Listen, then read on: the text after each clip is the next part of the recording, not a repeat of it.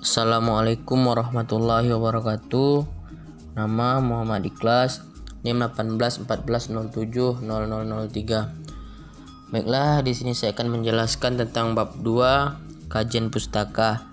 Pertama, menjelaskan pengertian dan pentingnya kajian pustaka.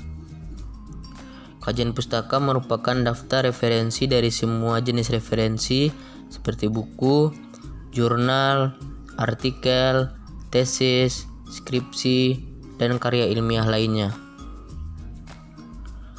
Pentingnya kajian pustaka dalam penelitian.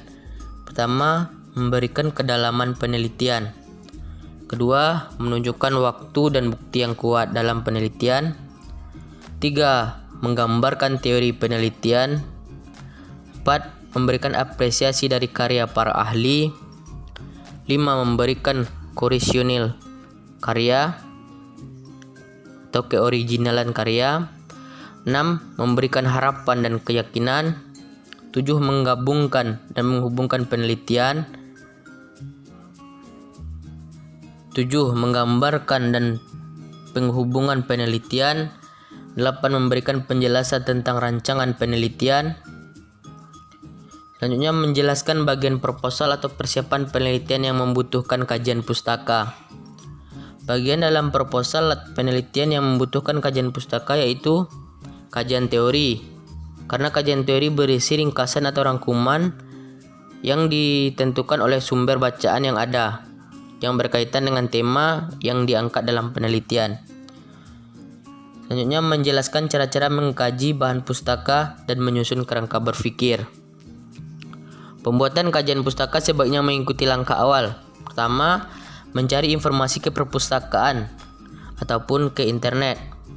2. Menyiapkan butir-butir yang perlu dalam mencatat informasi dari pustaka, meliputi kelengkapan sumber informasi, kriteria informasi, cara mencatat sumber informasi dari internet, dan sebagainya.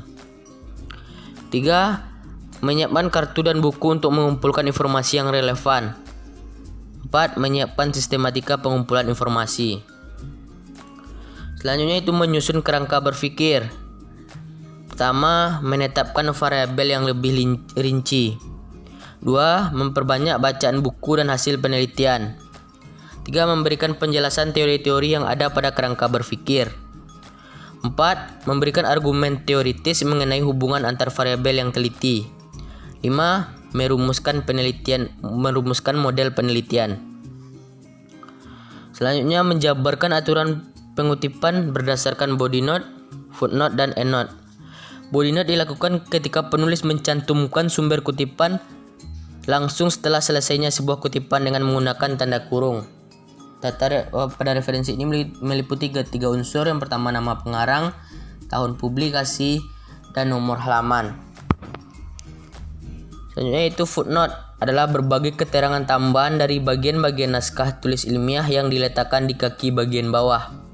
Data referensi ini meliputi nama pengarang, judul tulisan, dan data publikasi seperti kota terbit, tahun terbit, dan nomor halaman. Endnote atau catatan akhir adalah salah satu cara mempertanggungjawabkan referensi yang digunakan dan menuliskan data referensi pada bagian akhir karangan setelah kesimpulan. Data referensi yang ditulis sama dengan referensi yang ada pada footnote, yang membedakan endnote terletak pada akhir karangan. Saya menjabarkan penelitian dan cara penulisannya. Pengertian penelitian relevan adalah suatu penelitian yang sebelumnya sudah ada dan pernah dibuat, yang dianggap cukup relevan atau mempunyai keterkaitan dengan judul dan topik yang akan dikaitkan, berguna untuk menghindari terjadinya pengulangan penelitian dengan pokok permasalahan yang sama. Terakhir, menguraikan hipotesis dan contoh-contohnya. Hipotesis adalah dugaan sementara dari sebuah penelitian yang dilakukan dan dibutuhkan uji coba atau eksperimen secara lanjut untuk membuktikan dugaan tersebut. Contoh, apakah loyalitas antara pendukung memiliki tingkat intensitas yang sama atau berbeda? Hal nolnya itu, para pendukung boyband Korea Klub A memiliki tingkat loyalitas yang sama dengan pendukung boyband Korea Klub X.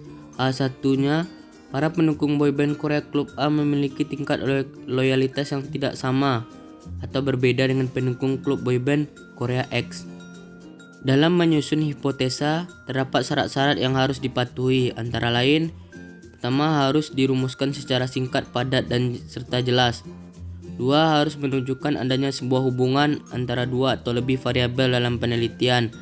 3. Haruslah berdasarkan pada pendapat atau teori-teori dari pakar atau ahli dari penelitian lain yang relevan.